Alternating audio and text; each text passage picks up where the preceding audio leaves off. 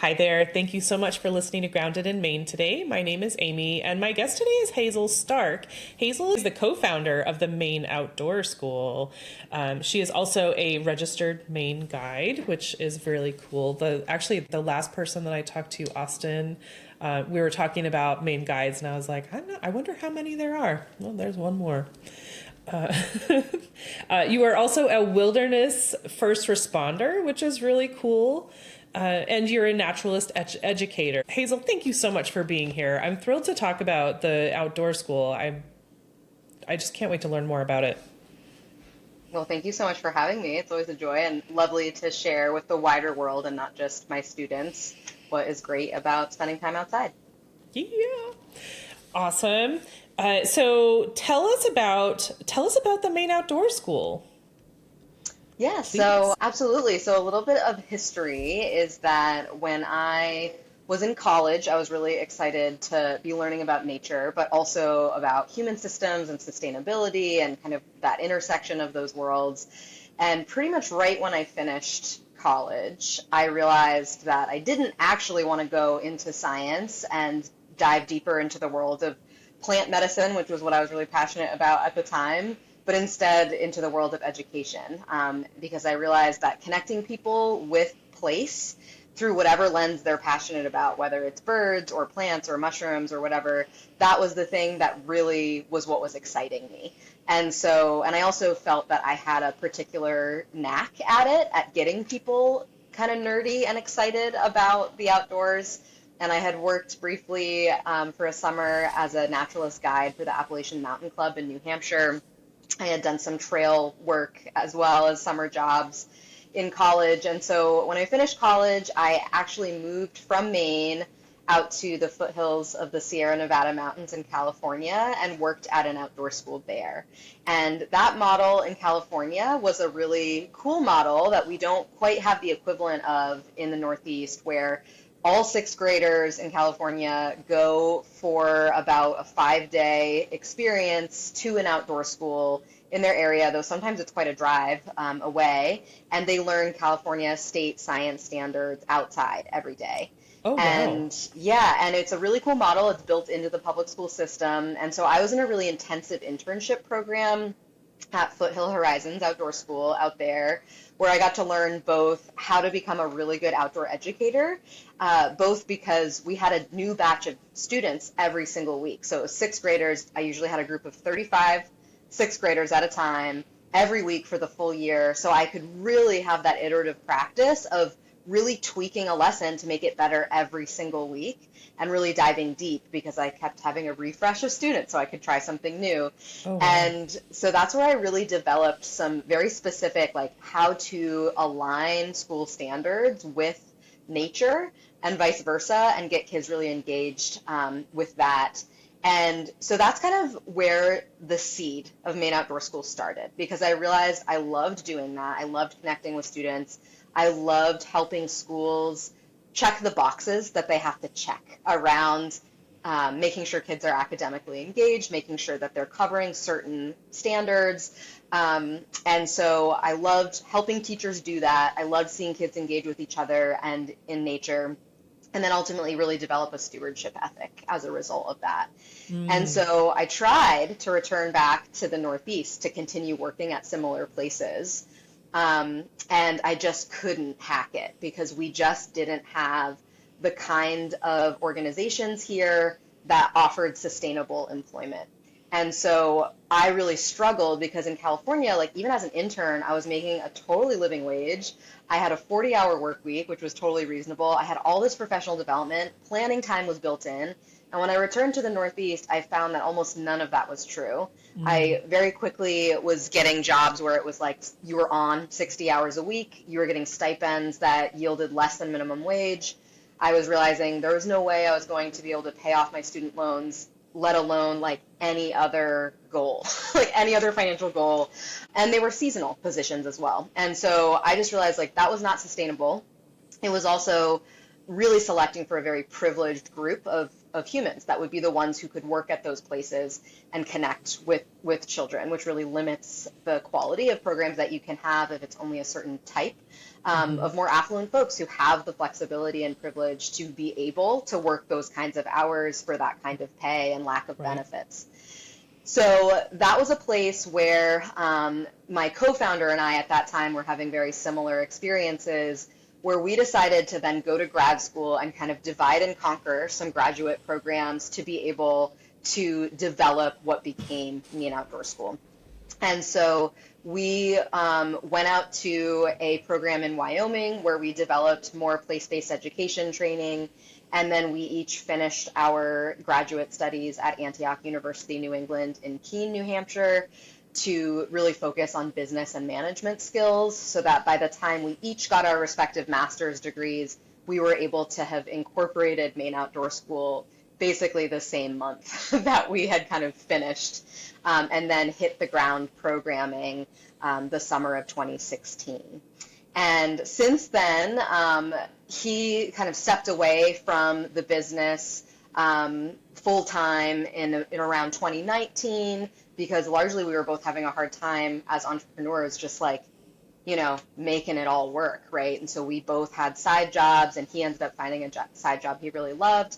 And then as of 2025, last year, I became sole owner. And so that was a really big moment for me as well, to be able to recognize, like, this was really my passion to continue and be able to do sustainably as the sole owner. So that's kind of like the business journey of kind of going from a place of what I was passionate in, but also how do I kind of create something that is sustainable in a field that in the Northeast in particular really typically is not, or is really hard to find in particular regions. And so that's where it came from. But of course, like, there's so much more there. So let me know what else you want to know. Oh gosh. I mean, so you spent 1 year in California. Mm-hmm. And teaching and learning about the outdoor school there. And are you from Maine, like from the Ellsworth area? Yeah. Okay. No, I grew up in Winterport, so just south of Bangor. So it's kind of funny. I kind of ended up somewhat near that area again after spending a lot of time in other places too. Okay. And so Ellsworth is it like an hour south of Bar Harbor? Acadia? It's north, so Ellsworth is kind of like the gateway town It's to north. heading onto MDI. Yeah, so Ellsworth is just north of Bar Harbor. Mm-hmm. Oh, okay. I've only been there once. Okay. I'm well. I mean, congrats on the sole ownership. That's pretty cool. I mean, it's all you now. That's goodness. Okay, and so and you have a science background, so you're okay, and you were going to school for this one direction, and you were like, yeah. I love that. I mean, I just love that. And so you've like added all these other things to the Maine Outdoor School to your tool belt. So you have like the Naturalist Educator. Yeah. What a journey. Yeah. My goodness. And a wilderness first responder. So are these all things that you just added on as you were doing the Maine Outdoor School, or are these things that you picked up while you were in school? A combination. The naturalist studies and like naturalist teaching and guiding, I definitely started doing that in college for sure through Appalachian Mountain Club, and then really built on those skills in California. And then I worked for the Appalachian Mountain Club again in their mountain classroom program out in the Tetons. So worked in a lot of places where really interpretation, so nature interpretation and education for different ages was really the core of what my jobs were. And then did some more training on the education piece in grad school. And then in order to do those jobs, being a wilderness first responder was a requirement, because I was often taking people into the White Mountains, into the Tetons, like all over. And so making sure that I had like the competencies for injuries to happen. So I've been a wilderness first responder for over 10 years now. I've lost track. So it's been a while. I always keep that up. And then I became a registered Maine guide a couple years into starting Maine Outdoor School. It must have been around 2018, around there, I would guess, realizing that having that certification would just add to the flexibility of the kinds of programming that I can offer so that if I ever wanted to do overnights or if I wanted to do canoeing, so I do sort of simple flat water inland canoeing training. A lot of people, especially women, I do a lot of women's groups, like canoes are heavy and big, and to get them on your car, it's high up. And so also a lot of women who paddle canoes are often doing it with a man who is the one in the stern, who's driving it, who's controlling the direction. Right. And that can be really frustrating, but there's a lot of women who want to build those skills in amongst other women. And so by getting my guide license, I've been able to really lean into being able to guide women in particular through a partnership with an organization, Women for Healthy Rural Living in Millbridge, and our shared OWL project, Outdoor Women Lead, which is really designed to help reduce the barriers that women and girls face outdoors. And so getting my guide license was something that I knew could kind of open up more opportunities to get more people outside in different ways. And be really above board about that. So yeah, so that's kind of where I went to get my guide license as well, to kind of just widen the possibilities of what Maine Outdoor School could offer. Oh my goodness, that sounds really cool. And so, what kind of programs what kind of things do you offer through the Maine Outdoor School? Yeah, so I always describe it as sort of three buckets. And the first and biggest bucket is public school programming.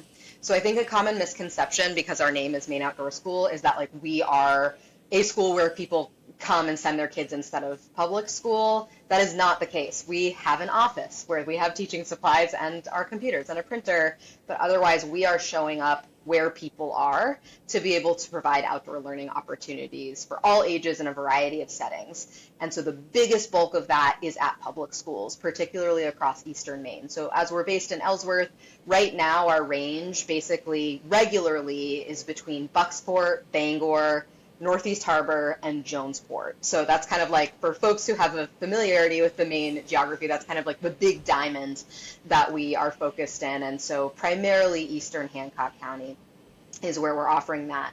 And so our public school programs are really focused on series. So what I experienced when I was in California and similar programs where kids would come for, a week in their entire K through 12 experience, was that there was some really lovely social emotional learning results that happened from that. But in terms of long-term competencies about how to deal with different weather, how to deal, with conflict, how to build different content knowledge over time, how to really develop scientific and critical thinking skills, that can't come from just like your 1 week of outdoor learning in your entire K through 12.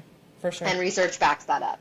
So what I really wanted to do, knowing that there are some programs like that in Maine, there are some environmental education centers where people come for a few nights and do that, was really to come into students' own backyards regularly. So we try to do like an hour a week for 10 weeks or 20 weeks with the same classroom. So we're actually building a relationship with those students and with that teacher in their schoolyard. And then we partner heavily with land trusts, especially in the area, who are our biggest funding partners for making our programs free to so many of the schools in their public or in their service area, I should say. And so why we emphasize that is because it helps us have kids outside in every weather, in every season, knowing what they need to be comfortable, knowing what they need to be safe. And then we ask the teachers, what do you need them to learn? Or what do you want them to learn? Are there activities, topics, standards that you need met?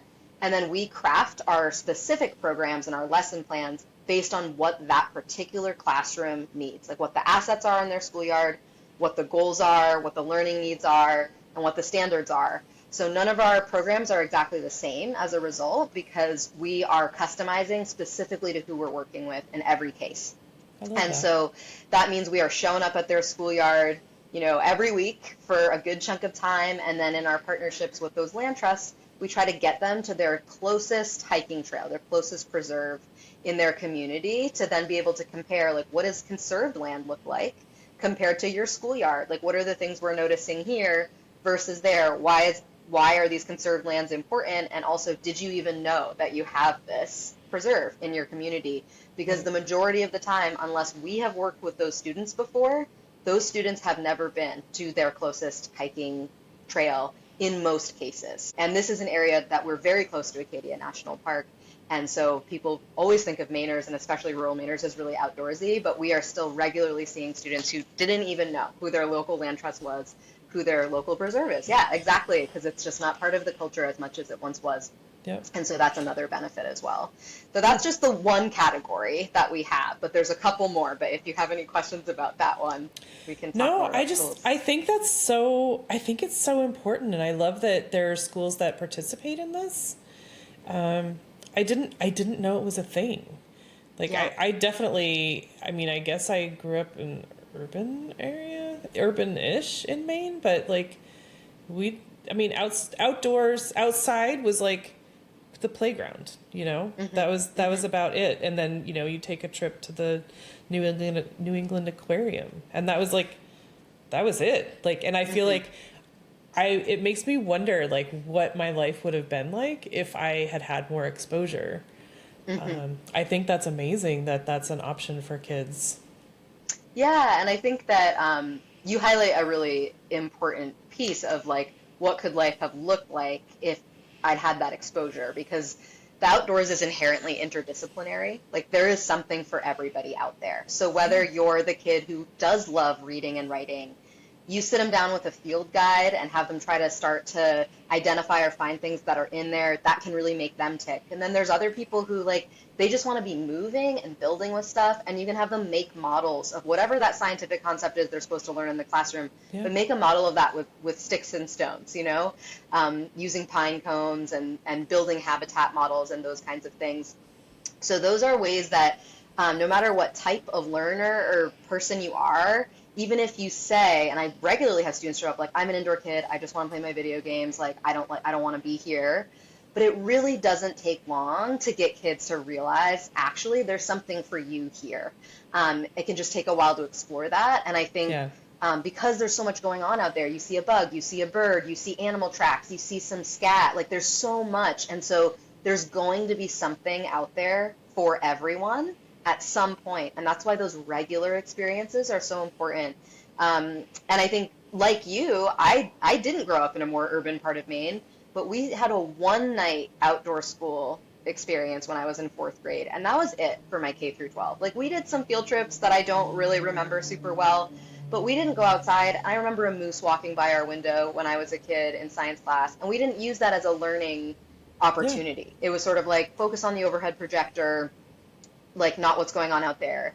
And that is such a missed opportunity. And I was lucky because I had parents who were like, we were going outside. I had extended family who were like foraging mushrooms, and we're picking fiddleheads, and we're snowshoeing, and we're camping, we're doing all that stuff.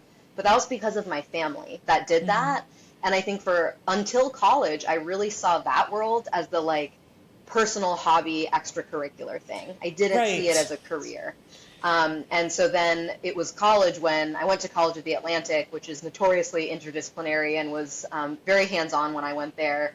Our classes were outside a lot, and we were doing a lot of field work and field science and stuff like that. And that was the moment when I started to realize, oh, wait, these kinds of fun experiences of being outside are actually relevant and can be a career. And how can I turn that into my own career, but also let today's young people know that there are a variety of options that you can be excited about and move forward in your lives. Wow. I think that's so cool. I mean, when you first were talking about, educational programs for kids and stuff like that, I was like, it must be like an extracurricular thing, like after hours or something like that. I think just learning about this is so incredible. Just the opportunities that are available to kids that happen to be in the area where you are. I mean, I don't know are there others in Maine? So the other programs that exist in Maine primarily are those kind of overnight sort of programs where they bring students in and they'll learn often ecology concepts in a new place, like whether it's like, here, come to the ocean and we can do some tide pools, or come to this farm and you can learn about farming and do that.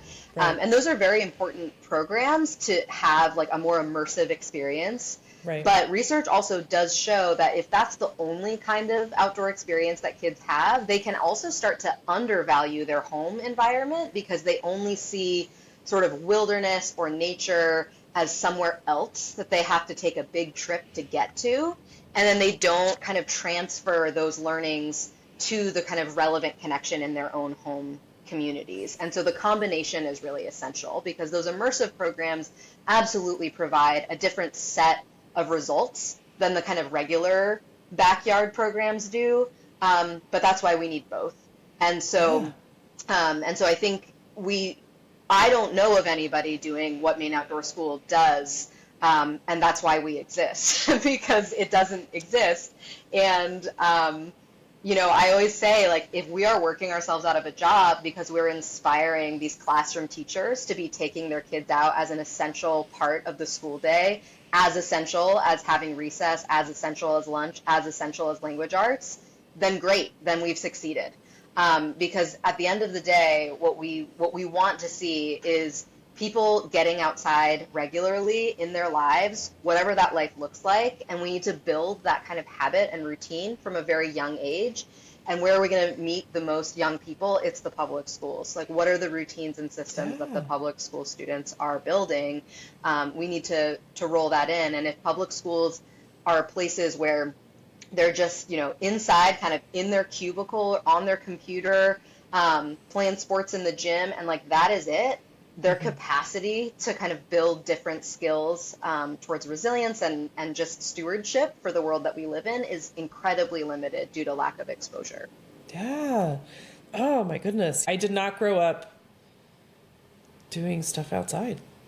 I mean, I feel like, hearing about this and hearing about, talking to Noah Kleiner, who we were talking about before we hit record, who is a guest of the podcast, and all these other people that I've talked to who are like, being outside and farming. And so like before I moved to Virginia, I was a volunteer gardener, and I'm going to be doing it again once I move back, at a farm that grows organic produce just to donate it to food banks, because it's such a problem.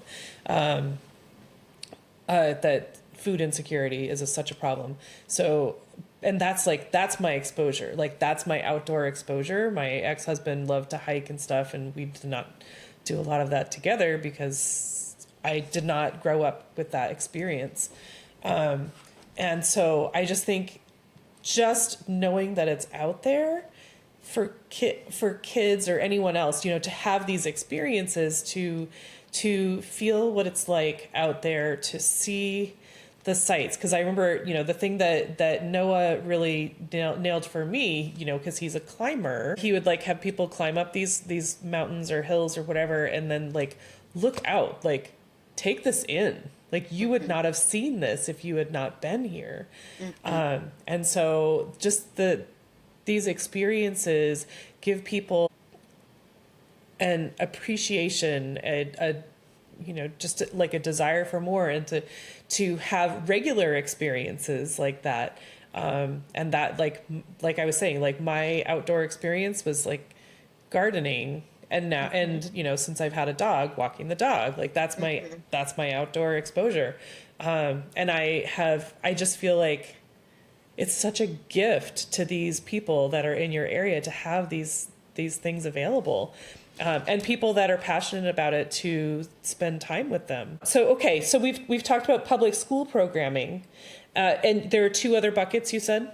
Yeah, so the two other buckets are smaller buckets. The second one is professional development. So as I mentioned, if all teachers were doing this already, then great. I would love to see that. And so I've been doing a lot more as my staff has grown and has been able to take on more school programs. I've been able to take on more teacher trainings through conferences and other workshops to support teachers who are like, yes, I know this is important, but I'm worried that either A, I'm going to lose too much time of like content that I need to cover. Right. B, that my kids will run away when I get out there.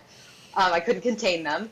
Or C, that I don't know enough. Like, I don't know science, I don't know nature, so like, how could I do anything outside? Those are like the three most common barriers that I hear from teachers. And so I feel my job is to let teachers know it is really simple to address all of those barriers. First, that you don't need to know anything about nature or science. The thing that nature and science is rooted in is two things: noticing stuff, asking questions about it, and trying to figure it out. And I think the best teacher can model that for students. Like if kids are like, what's that? What's that? And you're like, oh, that's deer scat, that's an oak leaf. Like they have not learned anything, right? It's, oh, well, what do you notice about it? I always say whenever I come upon scat or a track with students of any age, adults included, and it's especially hard for adults to do this, is I say, before you make a guess about what this is, I need you to name 3 things that are true about it based on what you can observe right now. And so instead of being like, it's a deer scat, in fact, this happened to me yesterday. There was a pile of what was porcupine scat. I was with a group of second graders, and they immediately were like, it's squirrel, it's rabbit, it's deer, it's moose, like all over the place. And I said, again, we're not guessing. Say what's true. And they said, well, it's pumpkin colored. It's oval. It's about 1.5 inches long. It's in one really big pile underneath this one tree. And then I was like, okay, based on that data that you have collected, based on your observation, what is it that you would then think could have done this? And then they're like, oh, okay, like it couldn't be this, it can be that.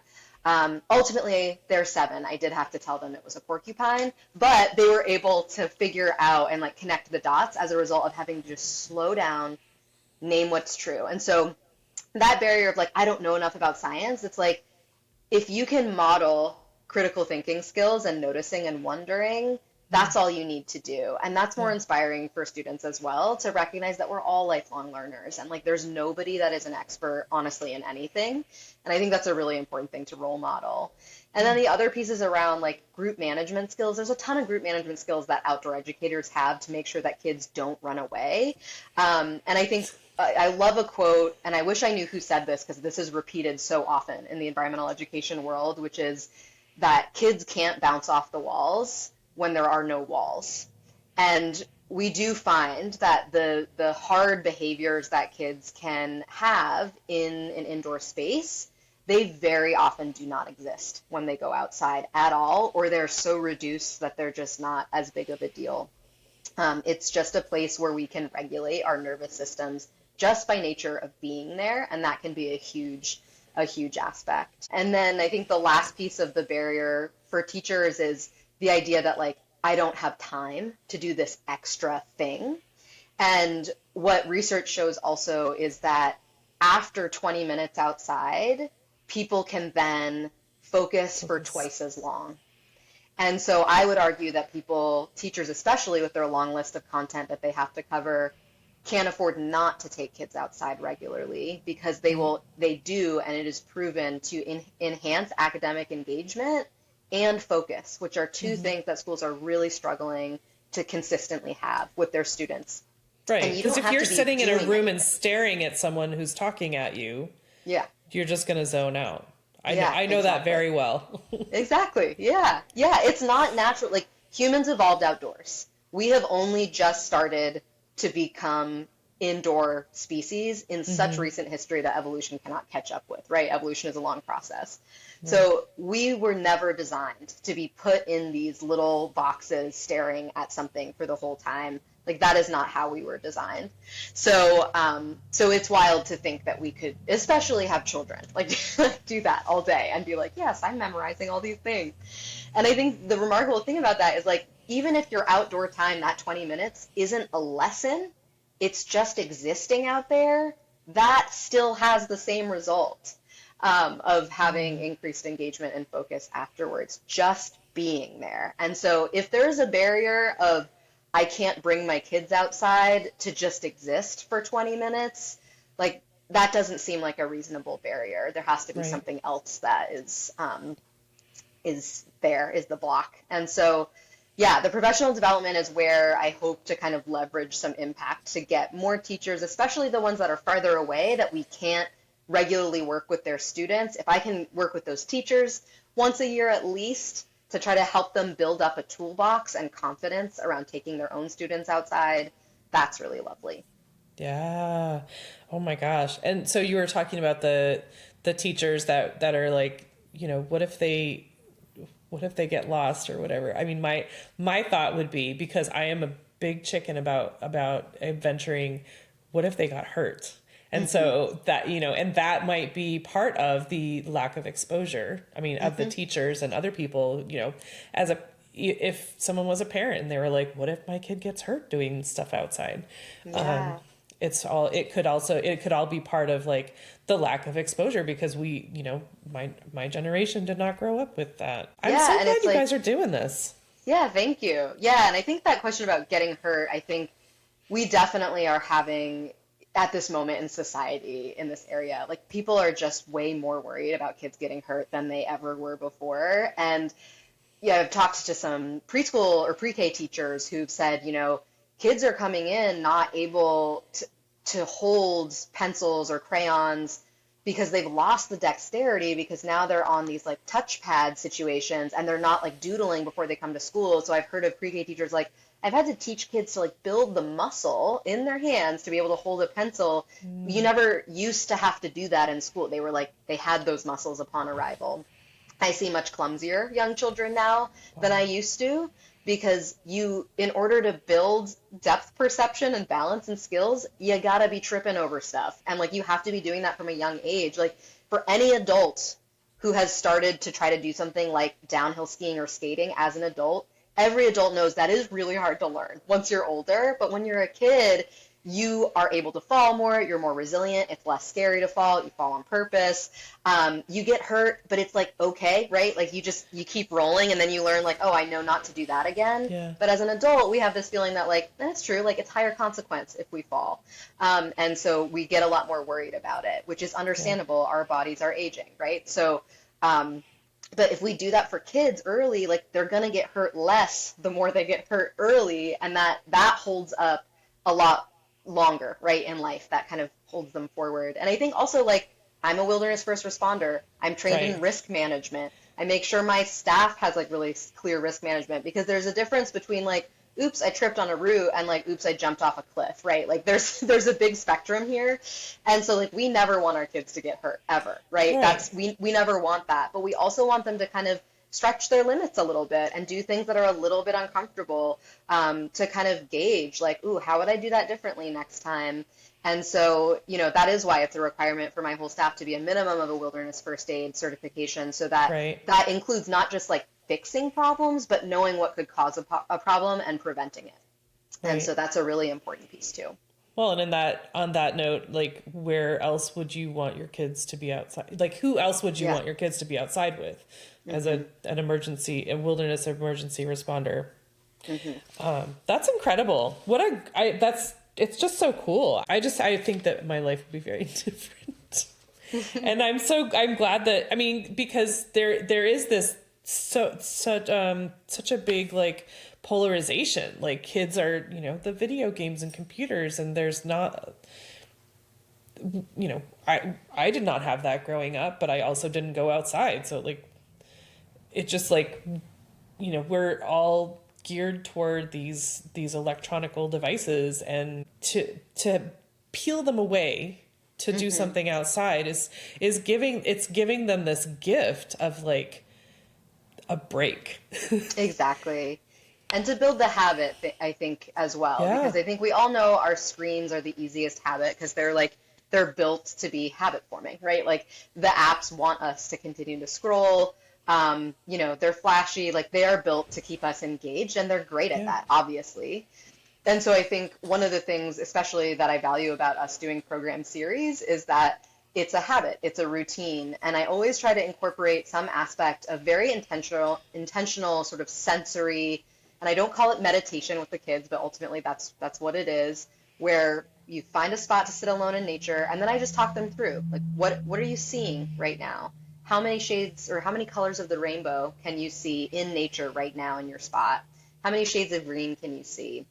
And just walk through each sense one at a time. What are you hearing? What are you smelling? What are you feeling in your body? How's the air on your face? How's the ground beneath where you sit? And then come back and I ask them like, how did that feel for you? And they always say happy, calm, peaceful, good.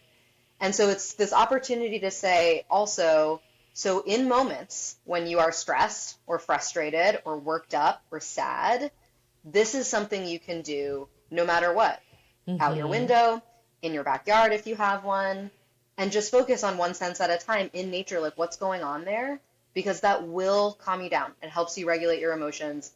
and also just kind of see yourself in the context of the wider world to recognize like what if this feeling is important and like a big deal, or is it something that I can kind of like let go, being able to see it in that context. And so I think the more that we can incorporate those kinds of practices, like that can happen on a dog walk, that can happen gardening, like those are relevant outdoor experiences. I always like to highlight, like, if you go on a hike with me, like we're not going fast. Like we're stopping and noticing. We're really Right. there to like exist and notice what's going on. All of our other nature neighbors, I call them with children, is like who are the other species we share our world with? And if we call them neighbors, it helps us remember like we're all in this together. Nobody's better than somebody else. Like we have a lot to learn Right. from each other. And so I think that that all is a way that it can be an easy habit and routine that hopefully can just fight a little bit against that, just like picking up your phone and scrolling sometimes. Like, what if you could instead just like take 30 seconds to just go through your senses looking out the window for a minute? That's a really low bar and a really easy place to start.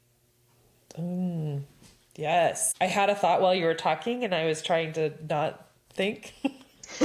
But so I think that it's such a, I can't stop thinking about the fact that this is such a gift.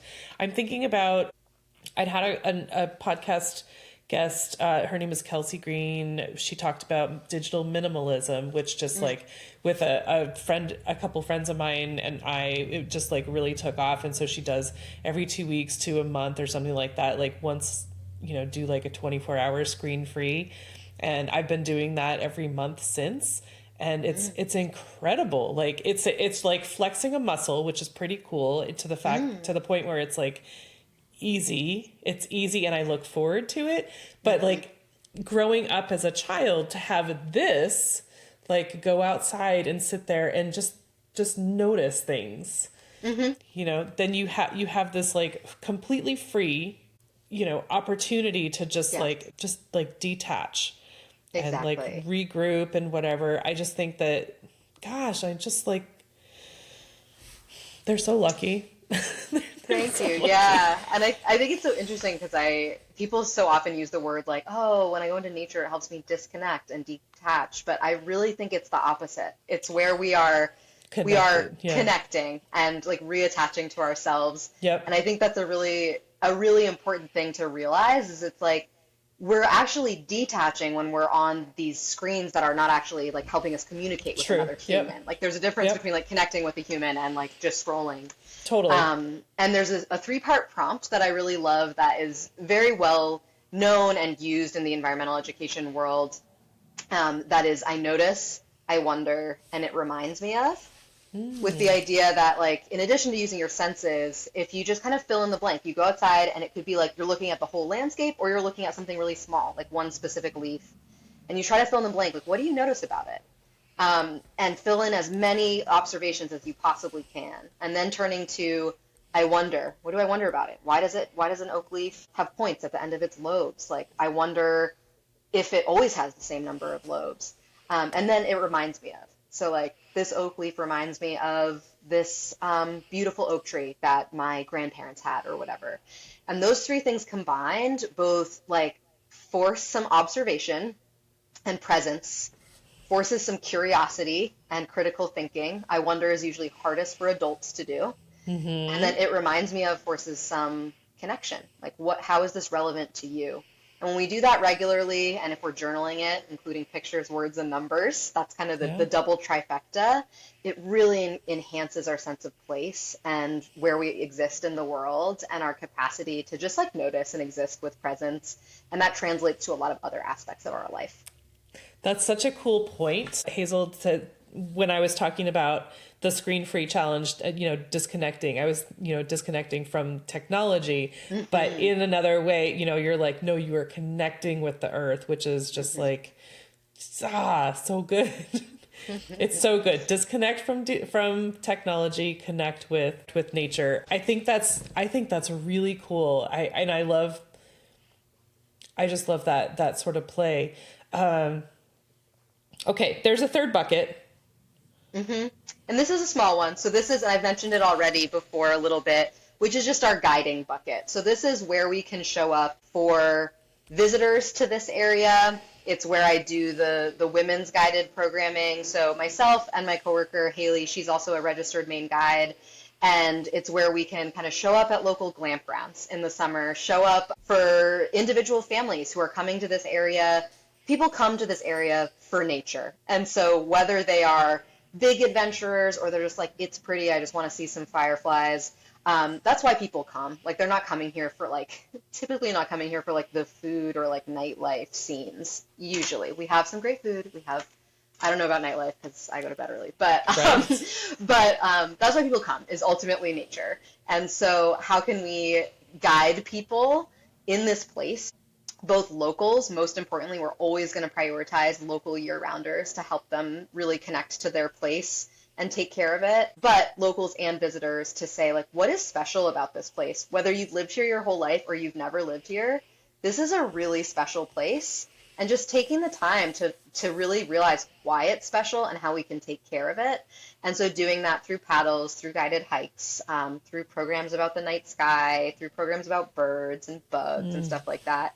That's our last kind of bucket. And that shows up right into the professional development and school programs and day camps and stuff like that. But it is kind of a separate sort of idea because it's the place that we interface with visitors, whereas the other ones aren't as much. Okay. Excuse me. And so there's so many things that you guys offer. So we were talking before we started recording that I thought it was really cool that you have virtual programming, which you said you guys you developed during COVID, basically, but they're still up on the website, which is pretty cool. And so you can learn about plants and food and outdoor adventures and animals and stuff like that. You also do private outings and you do summer camps. Yep. And homeschool programs, which is cool. Yeah. Did I miss anything? That's pretty good. I think that's about it. The long list. Well, yeah, that keeps you pretty busy. But you have a personal assistant though. Yeah, so I have we're a staff of 4 plus my dog. And so I have a half-time marketing woman who does an amazing job of scheduling, which you can imagine when we're working in so many schools and regularly and all over the place, it's incredibly complex. So she does a lot of scheduling and communications and our marketing, like e-newsletter stuff. And then I have 2 other full-time naturalist educators as well. And so they are full-time, year-round, doing these school programs, running the camps, stuff like that. And then there's me, and I do a little bit of everything. But really, it's important for me to maintain the teaching aspect because I'm in it because I love connecting people with nature. And I would not love this work if I ended up just behind the desk doing admin the whole time. So I still do a lot of teaching and guiding and stuff like that as well, so that I can stay happy in it. Because I do enough of it that every part of it I love because I'm not doing any of it too much and none of it ever gets boring. So that's our crew, the 4 of us right now. Wow. Yeah, we definitely would not want you to lose that spark because that's that's the heart and soul of the whole thing. Can you talk about? And I'm only bringing this up because, I mean, I think before we hit record, I was telling you about, so I was just talking to Austin before I talked to you, and he was saying, he also hosts a podcast, and I'm going to connect you with him as well. His podcast co-host is a Maine guide as well. And so I was like, how many Maine guides are there? Like, how do you find them? Is there a database? And like, so I'm curious about that because I've known a couple people who are Maine guides, but like, is there a database? Is this something that someone would search for? Like, I need a Maine guide. I've never. Yeah, people do search for that. And I think because Maine guides have existed for a very, very long time, like pre-internet, and I think there is the stereotype of it's like usually older men who are hunting guides is like your average registered Maine guide, which of course, like most of the guides that I know are women actually, and aren't hunting guides.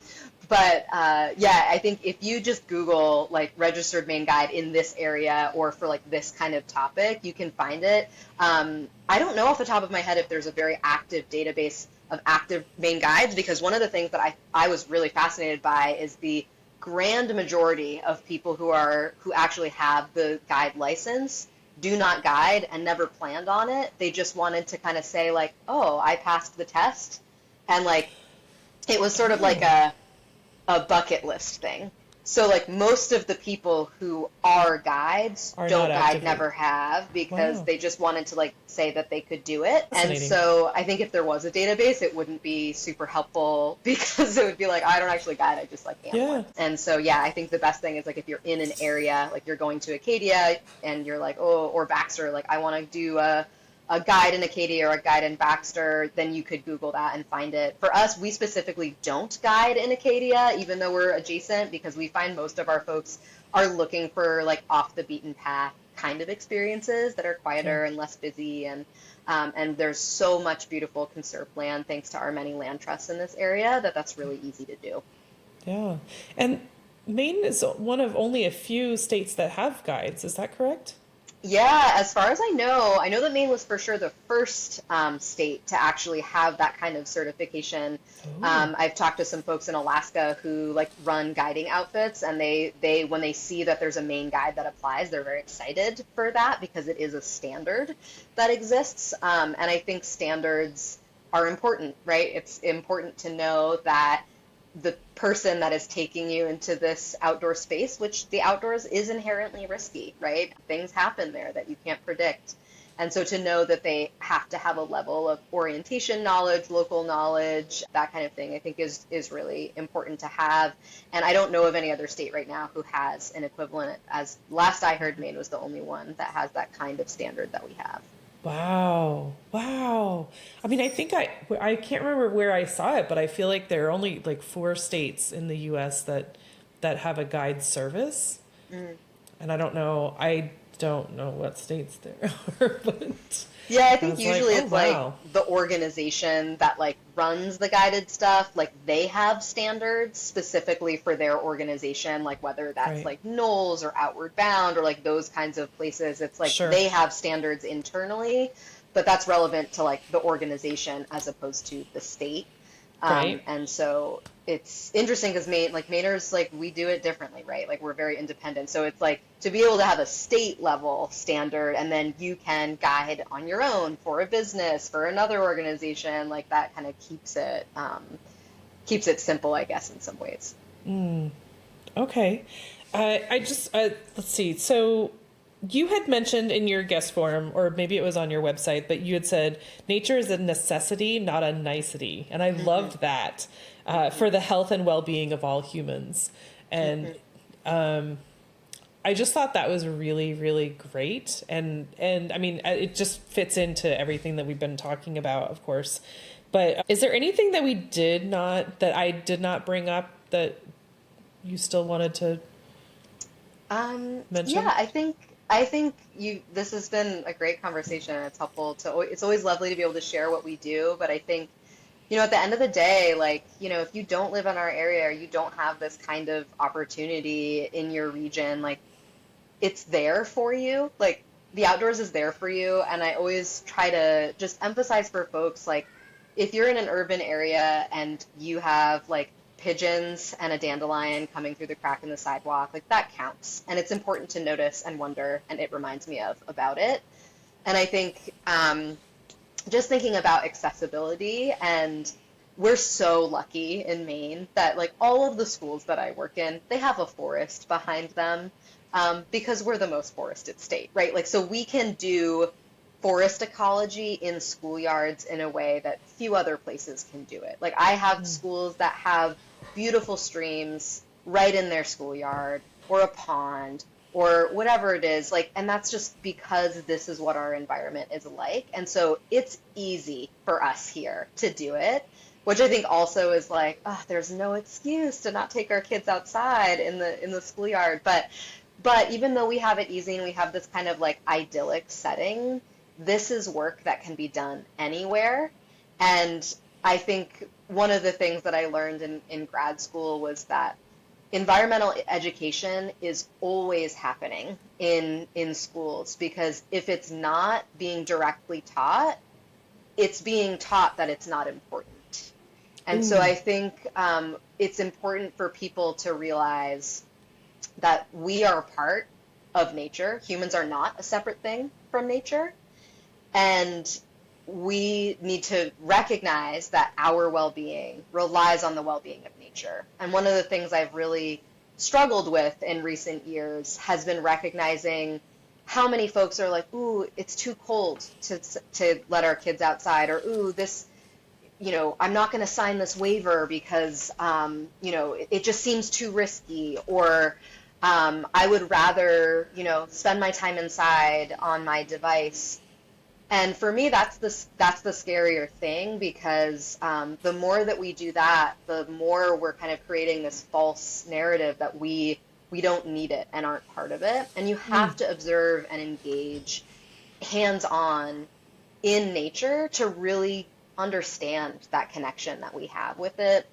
And it's really easy to lose that inside our really protected, sheltered bubbles. And it compromises our capacity to just respond to change. And I think nature is a really good role model for the fact that it is always changing. And there's so much to learn from that, to recognize that like nothing happens suddenly. There's no such thing as like, oh, there's a sudden wildfire. It's like, well, yeah, there was a sudden wildfire, but like it was years of, drought, or like whatever it was. Like there's always signs that this was likely. And so I think that's something that can help people really respond to change and be more resilient in their own lives. Because, at the end of the day, outdoor school is fun, right? Like it's fun. We learn facts, we build skills. But when it comes down to it, if we're wanting to make our world a better place that's sustainable, and I know you always ask about like what sustainability means to the folks that you interview. I really think that sustainability is like, how do we keep ourselves and the ecosystem that we're part of not just surviving through time, but thriving in a way that will last?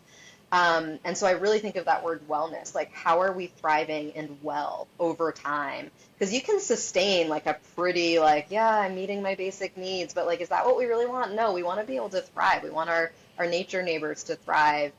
And it's a long-term goal that requires long-term solutions and routines. And so I think the more that we can make this easy, like taking your kids out every Monday morning, because kids are most often dysregulated when they arrive on Monday mornings because the weekend might have been really hard. They might not have had enough to eat. They might have had to deal with just like some struggles at home. So like Monday morning when they get to school, to remind them, hey, this is a safe place with people who care about you, and let's just connect with this place and yourself and just kind of come down, get calm, get present, and then we can learn. And then we can learn after that. So I think, yeah, at the end of the day, like these are ways that we can build the capacity for empathy for all different species, and then help really drive those stewardship ethics. That is what makes the world a better place. And if we don't have those regular routines and connection with nature, our capacity for creatively doing that is really limited.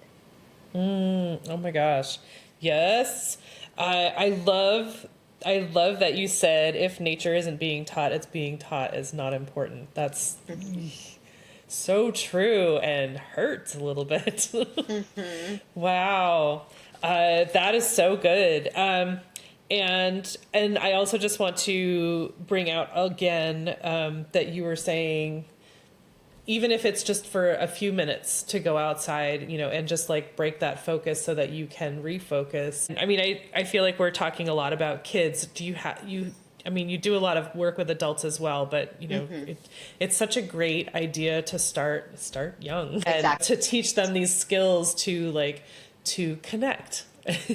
Yeah. And regain that focus, because you've got a lifetime of just staring at people who are talking to you or talking at you and learning and stuff like that. But to be able to regulate your own self so that you can go through the world in a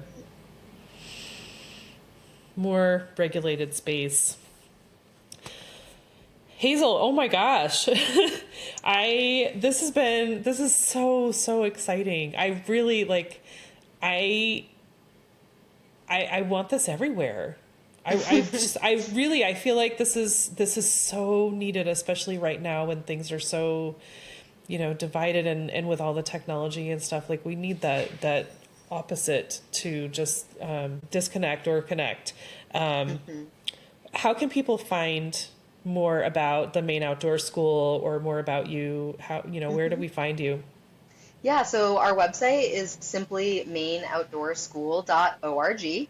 And we have a Facebook and an Instagram, and our handle is just Maine Outdoor School. I also am on LinkedIn, and I also have my own Instagram that is Hazel_Maine Guide. And so those are good places to kind of stay in touch with what we're up to. Gosh. Oh, yes.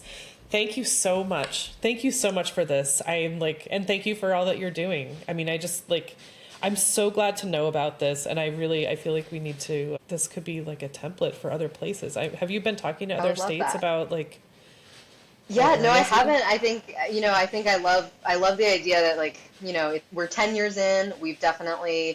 We've really proven a model to work pretty well in the past 5 years, in particular since COVID, where schools were able to get extra funding. Some nonprofits were able to get extra funding. So a lot more people were able to test us out, and we were able to say, hey, let's try the series model as opposed to the kind of one-off field trip model. And it Mm, worked, and it's growing. And I just feel like it's one of those snowballs rolling down a hill when it's 32 degrees and the snow is really sticky. It's just growing and growing. And so I think we have like proof of concept pretty well right now. And I think, my original dream was like, wow, wouldn't it be great to have a little Maine Outdoor School satellite in like every community in Maine, like every region, so that you've got local people teaching local people about nature and helping like connecting with their public schools, because public schools often are very isolated. Like they do their own thing. Nobody knows what's going on in them unless you really try to find out.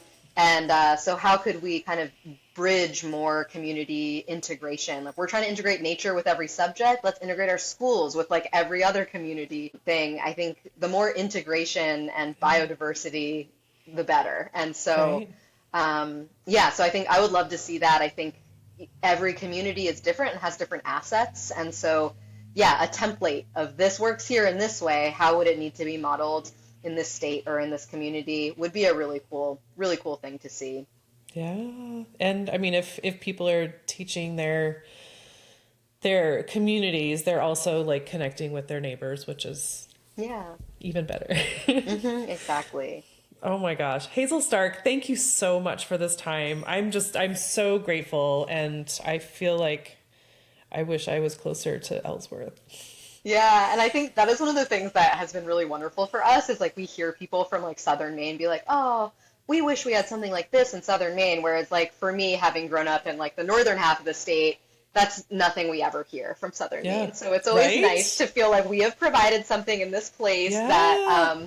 that even people from Southern Maine would really like, because there's a lot more resources in Southern Maine and there's a lot of wonderful Totally. things going on. And so it feels really good to have created something here that like people are a little jealous of. So, and we welcome folks to come and, get out like anytime folks are up in our area, like reach out, because like I will happily guide folks on bird walks and plant walks and just like nerd out about nature together, because that's like really, that's the good and fun stuff where it starts. So definitely don't hesitate to come out. And thank you, Amy, for being open to connecting with me and for your Oh my great gosh. questions and just engagement and enthusiasm. It's really Yeah. helpful to be able to talk in a different audience about this work and get the word Right. out. And so I really appreciate how you've helped facilitate that. Yay. Well, and big shout out to Joan Kanner who hooked us up. Absolutely. Yeah. She's been on some of my women's outings. So that's been a fun connection. Awesome. Yeah. Very good. All right. Thank you. Thank you, Amy.